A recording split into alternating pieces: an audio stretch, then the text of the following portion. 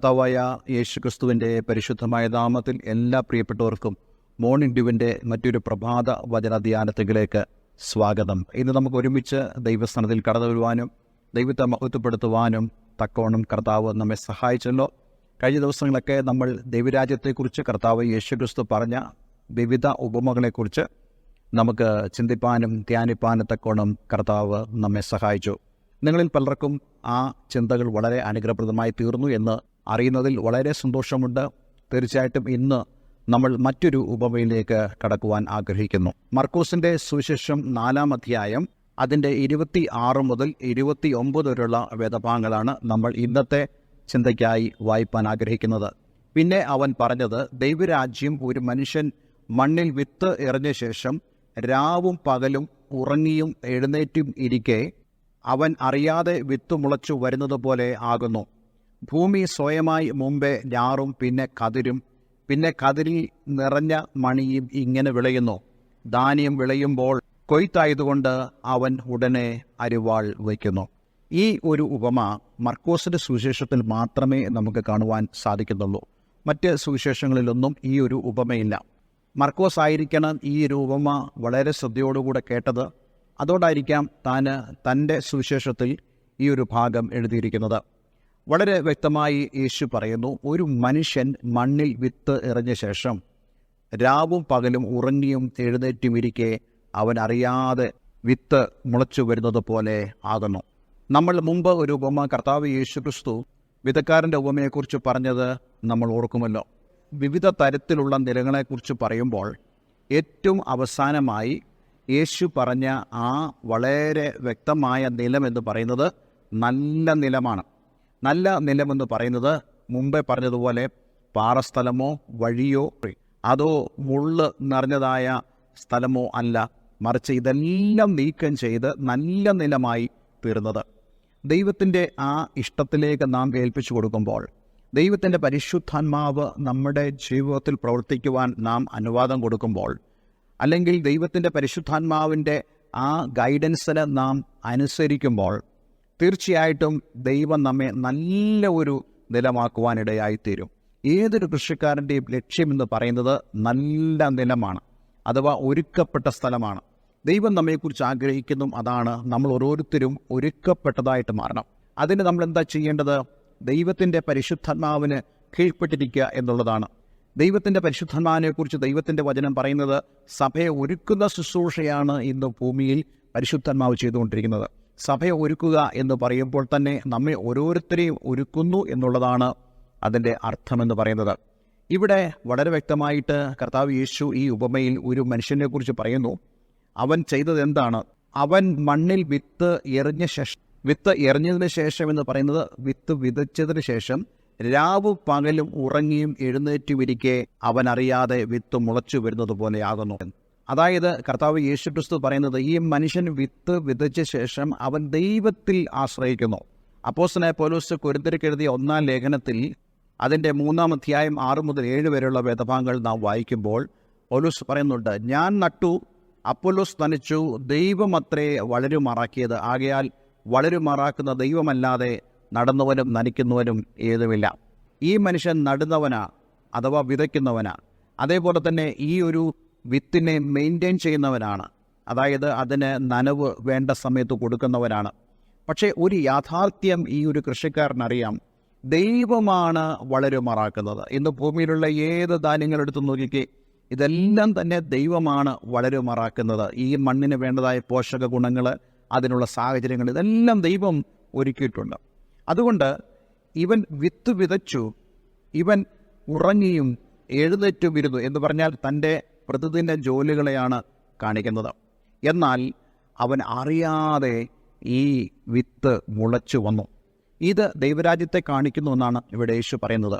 അതായത് ദൈവവചനത്തിൻ്റെ വ്യവസ്ഥ പ്രകാരം നാം ജീവിക്കുമ്പോൾ നമ്മളിൽ സ്വാഭാവികപരമായി ദൈവം നമ്മളിൽ വെച്ചിരിക്കുന്ന തൻ്റെ ഇഷ്ടങ്ങൾ, തൻ്റെ ലക്ഷ്യങ്ങൾ നമ്മുടെ ജീവിതത്തിൽ നിറവേറുവാനിടയായിത്തീരും.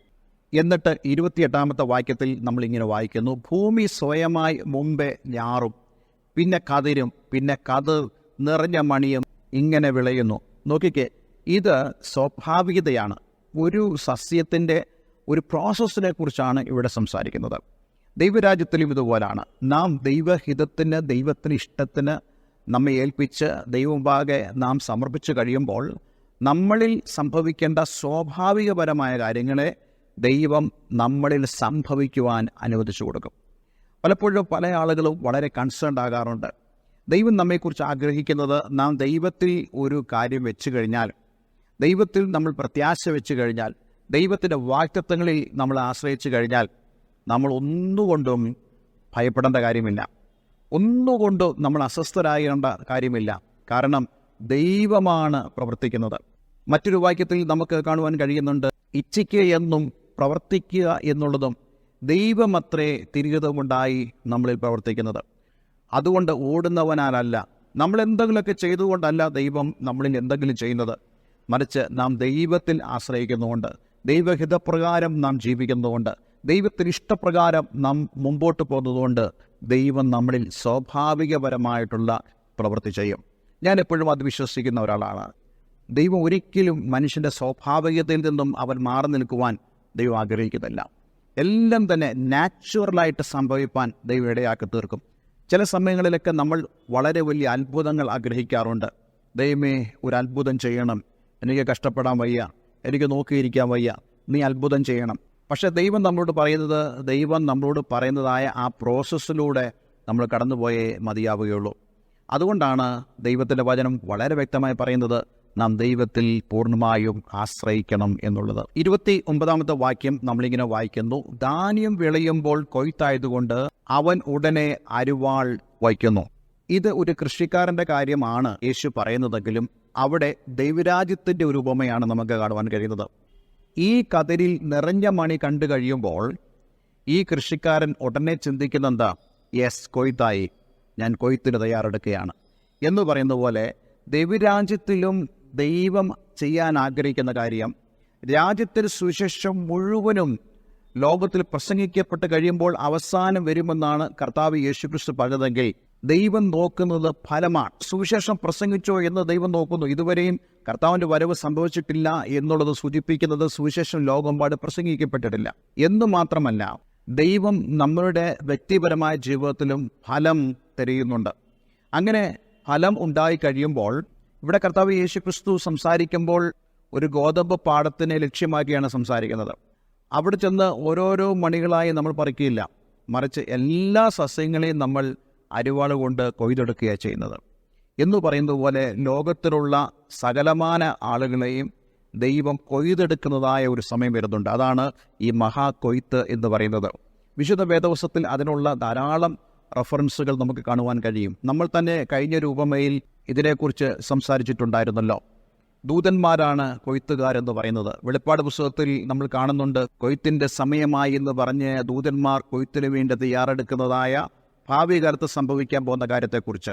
അങ്ങനെയാണെങ്കിൽ നമ്മുടെ എല്ലാവരുടെയും ജീവിതത്തിൽ ഒരു കൊയ്ത്തിൻ്റെ കാലം വരുന്നുണ്ട്. ലോകം മുഴുവനും ഒരു കൊയ്ത്തിൻ്റെ അനുഭവത്തിലേക്ക് പോകുകയാണ്. പക്ഷേ അന്ന് ക്രിസ്തുവിൽ മരിച്ചവരാകട്ടെ, ഇന്ന് ജീവിച്ചിരിക്കുന്നവരാകട്ടെ, ഇവരെല്ലാം ആ കൊയ്ത്തിൻ്റെ അനുഭവത്തിലൂടെ കടന്നു പോകേണ്ടതായിട്ട് വരും. പക്ഷെ അന്ന് കൊയ്യുമ്പോൾ ഞാനും നിങ്ങളും കാളയായിരിക്കാൻ പാടില്ല, മറിച്ച് യഥാർത്ഥ ഗോതമ്പുമണിയായി ദൈവത്തിന് പ്രസാദമുള്ള വ്യക്തികളായി മാറിയെങ്കിൽ മാത്രമേ നമ്മുടെ ജീവിതം കൊണ്ട് എന്തെങ്കിലും അർത്ഥമുള്ളൂ.